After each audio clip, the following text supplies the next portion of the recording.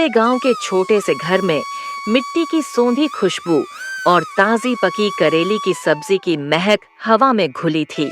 बाहर मध्यम धूप खिल चुकी थी और चिड़ियों की चहचहाहट से पूरा वातावरण जीवंत हो उठा था। खेत से लौटा रोहन, जिसके हाथों और चेहरे पर दिन भर की कड़ी मेहनत की निशानी साफ दिख रही थी, उसकी पत्नी प्रिया दरवाजे पर ही खड़ी उसे एकटक निहार रही थी। उसकी आंखों में अपने पति के लिए अगाध प्यार था, पर उस प्यार के पीछे एक गहरी, अनकही चिंता भी छिपी थी, जैसे कोई भारी पत्थर उसके दिल पर रखा हो। सुनिए जी, आइए भोजन कर लीजिए। प्रिया की आवाज में एक अलग सी मधुरता थी, जैसे वह रोहन की सारी थकान को अपने शब्दों से मिटा देना चाहती हो। उसकी आवाज में घर की गर्माहट और शांति दोनों थी। अच्छा, ये आज खाने में क्या बनाया है? करेली की सब्जी आपको बहुत पसंद है ना? उसने प्यार से मुस्कुराते हुए पूछा, कोशिश करते हुए कि रोहन के चेहरे पर जमी चिंता की लकीरें थोड़ी कम हों। अरे प्रिया, खुश कर दिया तुमने तो। क्या खुशबू है, मजा आ जाएगा आज तो खाने में। उसकी आवाज में एक सुकून था जो पल भर को उसके सारे गम भुला गया। भोजन करते हुए रोहन ने महसूस किया कि प्रिया उसे अब भी देख रही है। उनकी शादी को अब 7 साल हो चुके थे। अम्बे गांव के किसानी जीवन की अनगिनत मुश्किलों और छोटी बड़ी खुशियों में उनका रिश्ता हर दिन मजबूत हुआ था, जैसे खेत में एक पौधा धीरे धीरे जड़ें जमाता है।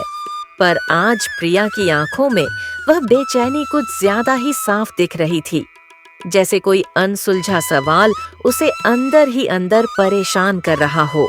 अरे, अब क्या हो गया? ऐसे क्यों देख रही हो? रोहन ने मुस्कुराते हुए पूछा, पर उसकी मुस्कान में भी एक छिपी हुई थकान और बेबसी थी। वह जानता था कि प्रिया क्या सोचने पर मजबूर है। देख रही हूँ कि आप दिन भर कितनी मेहनत करते हो, अपनी जान लगा देते हो खेत में। सुबह सूरज उगने से पहले जाते हो और अंधेरा होने के बाद आते हो, और आपकी इस मेहनत का सारा फल कोई और ही ले जाता है और हम बस देखते रह जाते हैं। वह अम्बे गांव के सरपंच शंकर पाटिल की बात कर रही थी। वह नाम ही काफी था अम्बे गांव के हर किसान के दिल में डर पैदा करने के लिए। शंकर पाटिल का रुतबा और उनकी क्रूरता गांव में जग जाहिर थी। रोहन के पिता ने कई साल पहले एक बुरे वक्त में शंकर पाटिल से एक बड़ी रकम उधार ली थी। गांव में अकाल पड़ा था और खाने तक के लाले पड़ गए थे। बदले में उनका आधा खेत शंकर पाटिल के पास गिरवी था। रोहन उस जमीन पर खेती नहीं कर सकता था। वहीं शंकर पाटिल के अपने आदमी काम करते थे और उस उपज को वह केशव नामक व्यापारी को बेचते थे। केशव, जो अपनी चालाकी और लालची स्वभाव के लिए मशहूर था, पूरे अम्बे गांव के बाजार पर अपना दबदबा रखता था। उसकी मीठी बातें और कड़वे व्यवहार से हर कोई वाकिफ था। रोहन को हर महीने एक भारी किस्त चुकानी पड़ती थी, जो उसकी रीढ़ तोड़ देती थी। वह गिरवी रखी जमीन, जिसे लोग बंधक जमीन कहते थे, रोहन के दिल में चुभने वाला कांटा थी, उसके परिवार की बेबसी का प्रतीक। अब बात तो साफ है ना प्रिया, कर्ज लिया है तो ब्याज तो देना ही पड़ेगा ना। किस्मत में जो लिखा है उसे कौन बदल सकता है। हम अम्बे गांव के छोटे किसान हैं, हमारी सुनेगा कौन। हम बस अपना पेट भर सकते हैं, सपनों की तो गुंजाइश ही नहीं। किस्मत में लिखा है या हमने खुद लिखा है? मैं तो उस केशव की बात कर रही हूँ जो हमारी सब्जियां कौड़ियों के दाम पर खरीद कर आगे बेचता है। सारा दिन आप तप करते हो और सारा मुनाफा वह ले जाता है।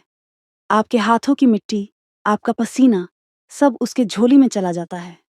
यह अन्याय है रोहन। क्या हम अपनी मेहनत का सही दाम भी नहीं पा सकते? अरे तो उसमें अब मैं क्या करूं? इतनी बड़ी खेती छोड़कर उसके नौकर की तरह सब्जियां बेचने जाऊं क्या? तुम तो जानती हो प्रिया, गांव में नियम उन्हीं के चलते हैं जिनकी लाठी मजबूत होती है। हम गरीब किसान हैं, हमारी सुनेगा कौन? यह क्या बात हुई? और उसके लिए खेती छोड़ने की भी कोई जरूरत नहीं है। मैं तो बस यह कह रही हूँ कि जो सब्जी आप उगाते हो उसे आप खुद ही जाकर बेचा करो ना। अच्छा, और खेती बाड़ी कौन देखेगा, तुम ही देखोगी? हाँ, मैं देखूंगी, और जरूरत पड़ी तो मैं मदद कर दिया करूंगी। मैं सुबह जल्दी उठकर खेतों का काम संभाल लूंगी, और बाकी काम तो हमारे बेटे आकाश और बेटी मीरा भी अब समझने लगे हैं। देखो, चाहे थोड़ी कम खेती कर लो, पर अपनी सब्जी आप खुद ही बेचो। मुझे एक बात बताओ जरा, इस बार वह केशव टमाटर कितने में लेकर गया आपसे? 10 रुपए किलो। 10 रुपये किलो लेकर गया था वह। है भगवान, आपको पता भी है कि बाजार में इस समय टमाटर का क्या भाव चल रहा है।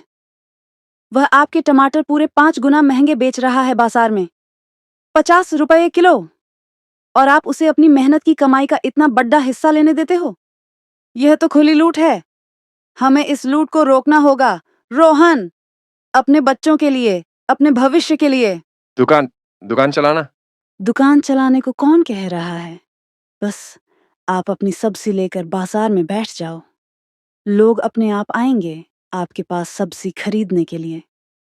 आपकी सब्जियों में वह ताजगी और मिट्टी की खुशबू है जो केशव के पास नहीं। लोग ताजी सब्जी के लिए सही दाम देने को तैयार हैं। बस एक बार कोशिश तो कीजिए। इन बारे में हम बाद में बात करेंगे।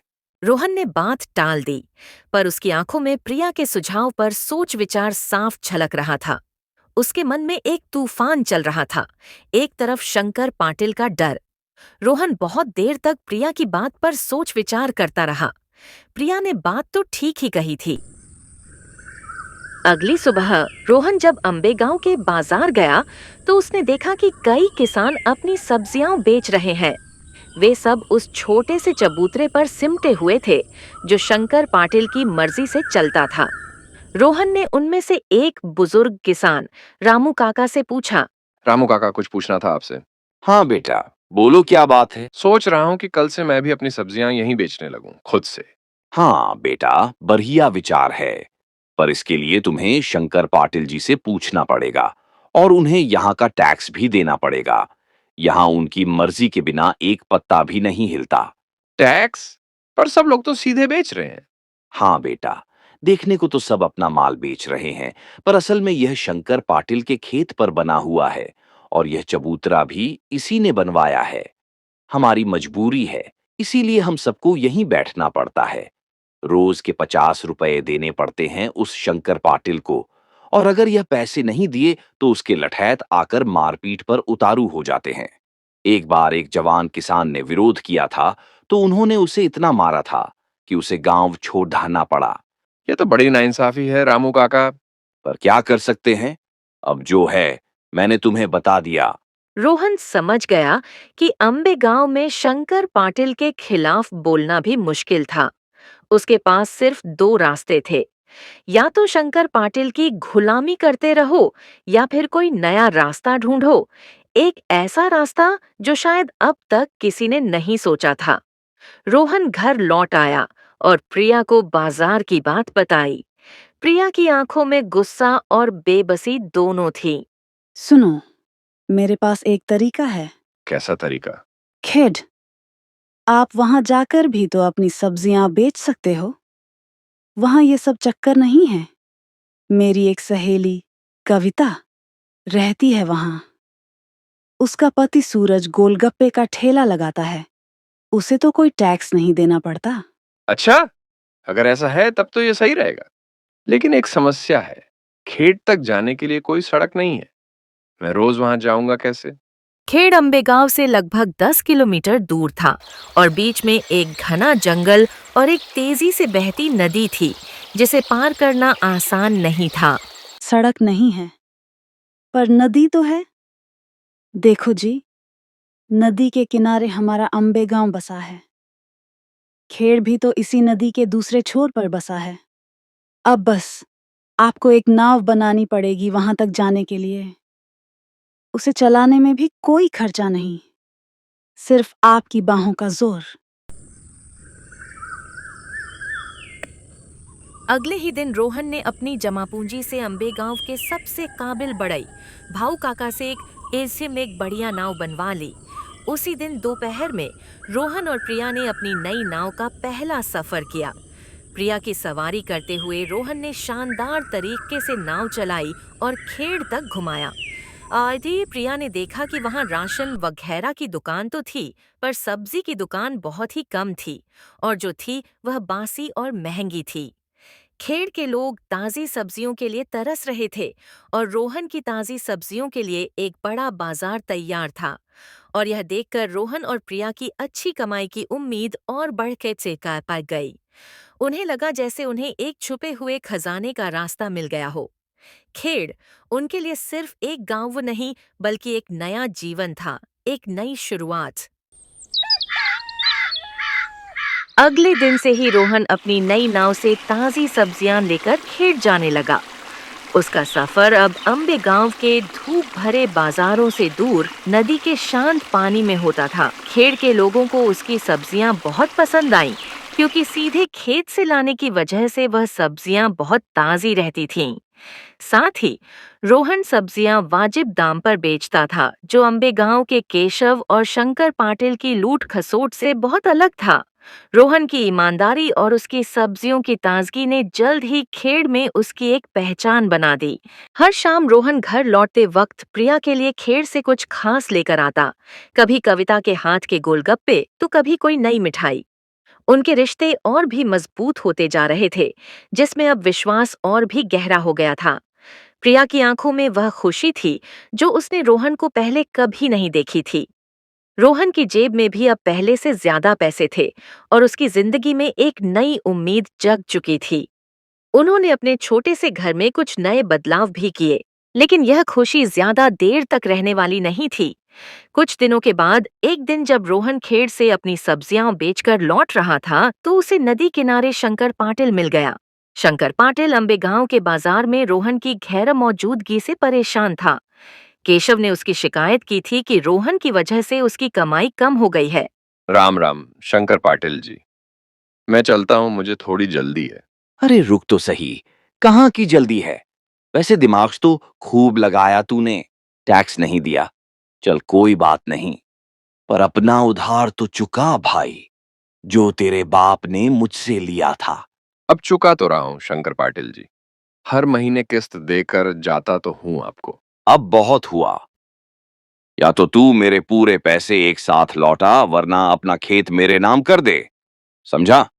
मैं तुझे 3 दिन का वक्त दे रहा हूं, जाकर पैसों का इंतजाम कर, वरना अपना खेत भूल जा, समझा? शंकर पाटिल ऐसे भी रोहन से चिढ़ गया था। उसे इस बात से तकलीफ थी कि रोहन उसके बाजार में सब्जी क्यों नहीं बेच रहा है। रोहन ने अम्बे गांव के लोगों को दिखा दिया था कि शंकर पाटिल के बिना भी कमाई हो सकती है, और यह बात शंकर पाटिल को बर्दाश्त नहीं थी। उसकी प्रतिष्ठा दांव पर लग रही थी, इसीलिए अब वह उसे परेशान कर रहा था। रोहन को घर आकर पता चला कि इतने कम समय में इतनी बड़ी रकम का इंतजाम करना नामुमकिन था। उसने प्रिया को सब कुछ बताया। हमने इतनी मेहनत की और अब सब कुछ छिन जाएगा। अब क्या होगा हमारा रोहन? कहाँ जाएंगे हम? वह बंधक जमीन जो हमारे बाप दादाओं की थी, वह भी हाथ से निकल जाएगी। अगली सुबह भारी मन से रोहन शंकर पाटिल के पास पहुंचा। फिर क्या सोचा तूने? शंकर पाटिल जी, इतनी बड़ी रकम तो मैं चुका नहीं पाऊंगा। आप मुझे ले चलिए कचहरी, मैं जमीन आपके नाम ही कर दूंगा। वैसे उधार निकालकर उसमें से कुछ पैसे बचेंगे। वसूली तू चुकाएगा क्या मेरी? ब्याज वह कौन देगा? ठीक है, मैं कल सुबह आ जाऊंगा आपके पास, चलेंगे फिर कचहरी। उस रात रोहन को एक पल के लिए भी नींद नहीं आई। उसका आधा खेत उसके हाथों से निकल रहा था, और अपना खेत बचाने के लिए फिलहाल उसके पास कोई तरीका नहीं था। प्रिया भी सारी रात रोहन के साथ जागी रही। उन्हें लगा जैसे उनका सपना टूटने वाला है, उनका अम्बे गांव उनसे छिन रहा है, और उनके बच्चों का भविष्य अंधेरे में डूब रहा है।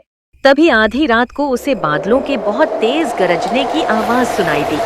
कुछ ही देर में झमाझम बारिश होने लगी। बारिश बहुत तेज थी, बिजली कौंध रही थी और हवा भी बहुत तेज चल रही थी, जैसे आसमान जमीन पर उतर आया हो, कुदरत अपना रौद्र रूप दिखा रही हो। पूरे 3 दिनों तक वह बारिश ऐसे ही होती रही, बिना रुके, बिना थमे। अम्बे गांव और उसके आसपास के इलाके बाढ़ में डूबने लगे। कचहरी जाना तो दूर, फिलहाल कोई अपने घर से बाहर तक नहीं जा पा रहा था। सड़कें पानी में डूबी हुई थीं और नदी उफान पर थी। उसकी गर्जना भी सुनाई दे रही थी, जैसे वह अपना गुस्सा दिखा रही हो। खेत भी पूरी तरह से पानी में डूब चुके थे। खड़ी फसलें बर्बाद हो रही थीं। किसानों की उम्मीदें भी पानी में बहती जा रही थीं। बाढ़ की वजह से लोगों को बहुत परेशानियां होने लगीं। किसी के घर में पीने का पानी नहीं बचा था तो किसी के घर में अनाज खत्म हो गया था। दुकानें बंद थीं और लोगों के चेहरों पर डर साफ दिख रहा था। मौत का साया मंडरा रहा था। यहाँ तक कि अम्बे गांव के प्रभावी शंकर पाटिल का आलीशान घर भी पानी में डूबने लगा था। उसकी चारदीवारी गिर चुकी थी और पानी उनके घर के अंदर भर रहा था। ऐसे में रोहन ही एक इंसान था जिसने सबकी मदद करने के बारे में सोचा। अजी सुनते हो? आपने सुना क्या?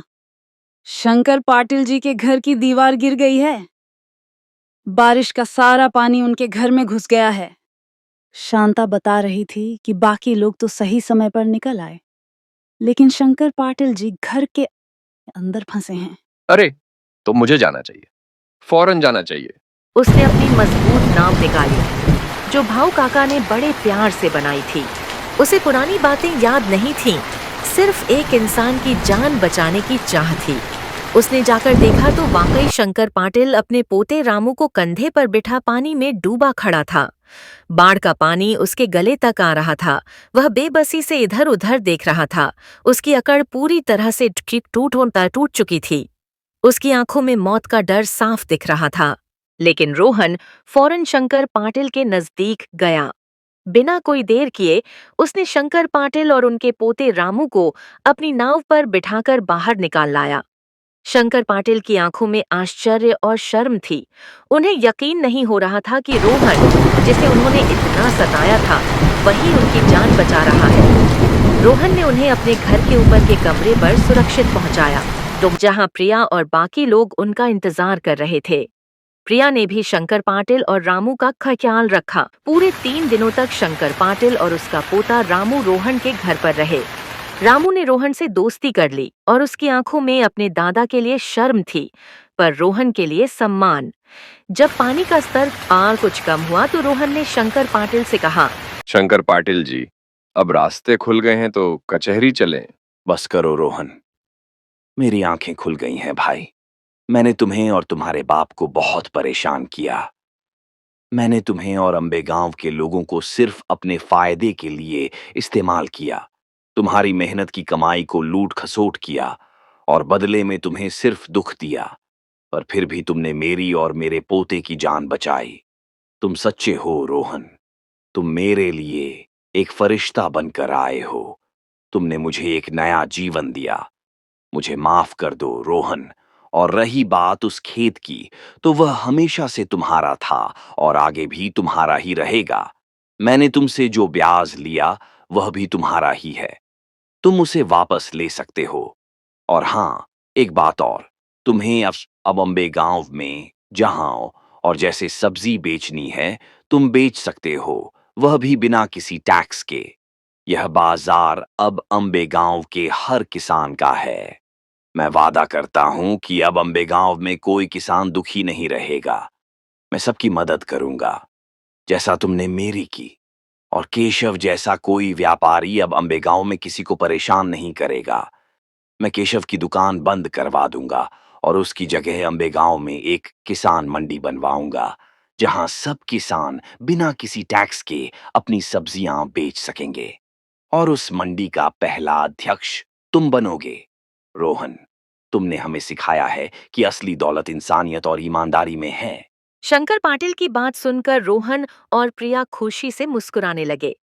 उनकी आंखों में एक नया सपना था, एक नया अम्बे गांव, जहां शंकर पाटिल अब सिर्फ सरपंच नहीं, बल्कि एक नया इंसान बन चुका था, एक सच्चा नेता।